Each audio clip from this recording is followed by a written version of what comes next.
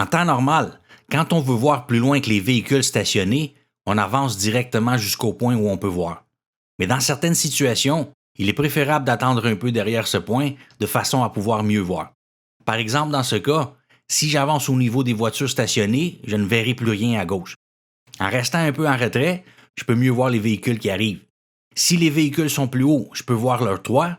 S'ils sont plus bas, je peux mieux les voir entre les véhicules stationnés et je peux aussi les voir arriver de plus loin, surtout les très grands véhicules comme les bus et les camions. Maintenant, quand je ne vois plus de véhicules qui approchent, j'avance, mais je vais quand même devoir vérifier juste avant de m'engager dans la rue. Mais au moins, je sais maintenant que la circulation est plus légère. Même chose ici, si j'avance trop, ma vue sera bloquée par ce conteneur. Donc, j'attends derrière, où je suis dans une position plus haute, et quand je vois que je peux y aller, j'y vais. Par contre, on ne peut pas utiliser ce truc dans toutes les situations. On peut l'utiliser surtout dans des situations où on est dans une position plus élevée que les autres véhicules, ou si on est au même niveau et qu'il y a de grands écarts entre les véhicules stationnés. Sinon, on doit avancer à la position où on peut déjà voir un peu et avancer très lentement. Quand on approche d'un mur ou de tout autre obstacle qui nous empêche de voir du côté où on veut aller, on serre le plus possible du côté opposé avant de tourner et on pointe également l'avant du véhicule vers ce côté-là. Dans ce cas-ci, je tourne à gauche, donc si je continue tout simplement en ligne droite, voici ce que je verrai à ma gauche, jusqu'au rétroviseur de la voiture là-bas. Maintenant, si je serre à droite le plus possible, je peux voir plus loin. Vous pouvez constater qu'il n'y a pas beaucoup de distance entre ces deux positions, mais cette courte distance et l'angle auquel je positionne le véhicule avant de tourner font une grande différence en termes de ce que je peux voir vers la gauche. Les deux avantages principaux de faire ça sont, premièrement, je vais avoir un meilleur angle de vision vers la gauche vu que je suis plus loin du mur, donc je vais pouvoir mieux voir quelqu'un qui s'approche. Deuxièmement, vu que j'ai plus de distance entre moi et cette autre personne, on va se voir les deux plus tôt et avoir plus de place pour réagir et éviter une collision.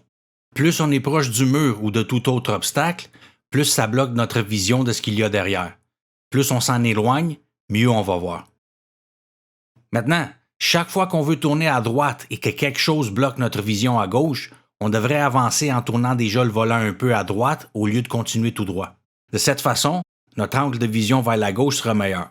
Dans cette situation, par contre, j'ai une option encore meilleure. Vous vous rappelez de ce conteneur?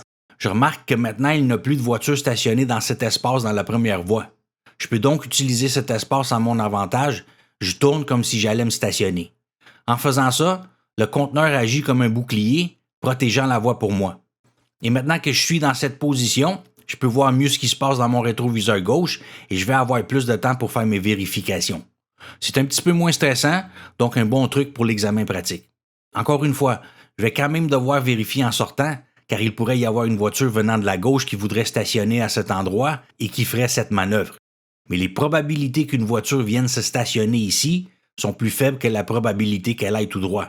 Donc c'est quand même une meilleure option que d'aller directement dans la deuxième voie.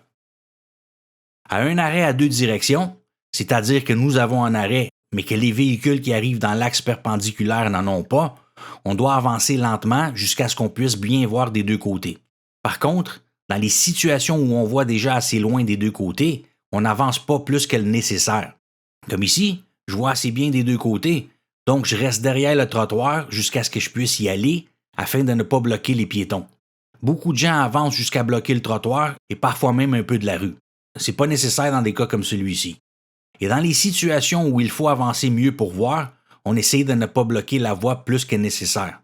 Si on ne voit pas bien, on peut aussi regarder à travers les fenêtres et les pare-brises des véhicules stationnés avant d'avancer, de façon à avoir une meilleure idée des véhicules qui approchent.